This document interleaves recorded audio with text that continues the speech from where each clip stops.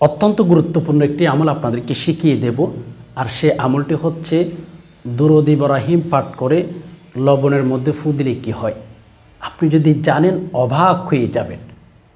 আজকের আমলটি প্রত্যেক নারী পুরুষ জীবনের মধ্যে একবার হলেও যদি আমল করে দেখতে পারে, তার আশ্চর্য হয়ে যাবে, তাজ্জব হয়ে যাবে, অবাক হয়ে যাবে।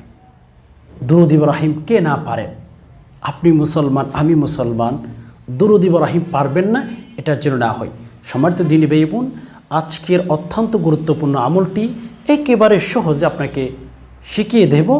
একটু সবর করেন, ভিডিওটি শুরু থেকে শেষ অবধি দেখতেই থাকুন।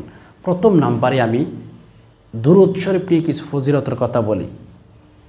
যারা এক কথায় এক লিস্ট, যারা বেশি বেশি দুরূদ পাঠ করে তারা মুস্তাজাবুদ দাওয়া হয়ে যায়। মানে তারা আল্লাহ তাআলার কাছে এমন প্রিয় হয়ে যায় তারা কখনো চিন্তাও করতে পারে না। মানে তারা যখন আল্লাহর কাছে দোয়া করবে, যারা বেশি বেশি দুরূদ শরীফ পাঠ করে তারা মুস্তাজাবুদ দাওয়া হয়ে যায়। এর অর্থ এমনই, তারা আল্লাহ তাআলার কাছে দোয়া করলে আল্লাহ তাআলা তাদের দোয়ার সাথে সাথে কবুল করে ফেলেন। সুবহানাল্লাহি ওয়া বিহামদিহি। দোয়া করতে দেরি আল্লাহ তাআলা সে সমস্ত নারী পুরুষের দোয়া কখনো ফিরিয়ে দেন না। মুস্তাজাবুদ দাওয়া যাকে বলেন, অর্থাৎ তারা আল্লাহর কাছে প্রিয় বান্দা হয়ে যায়। দোয়া করার সাথে সাথে আল্লাহ তাআলা তাদের দোয়া কবুল করে ফেলেন। একটা ঘটনা মনে পড়ে গেল। ছোট্ট একজন মেয়ে, আসুন সে ঘটনাটি আপনাদেরকে একটু শোনাই।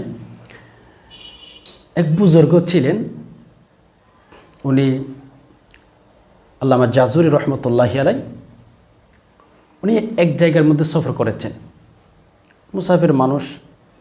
তো ওই জায়গার মধ্যে আসর নামাজের সময় হয়ে গেছে, তিনি নামাজ আদায় করবেন।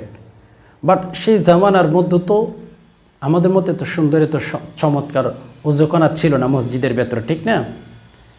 সেই জামানায় আর কি, আমাদের জামানায় মাশাআল্লাহ পানি আছে, কত সুন্দর উজুর ব্যবস্থা রয়েছে, কিন্তু নামাজ কি পড়ি? মসজিদ মাশাআল্লাহ টাইস হয়ে গেছে, লেকিন নামাজ পড়ি না।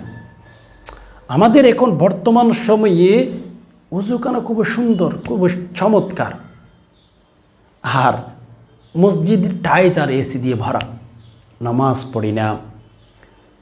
সেই জামানার মানুষগুলোর ইতিহাস পড়েন, সেই জামানার মানুষের ইতিহাস যতই পড়বেন তত আশ্চর্য হয়ে যাবেন।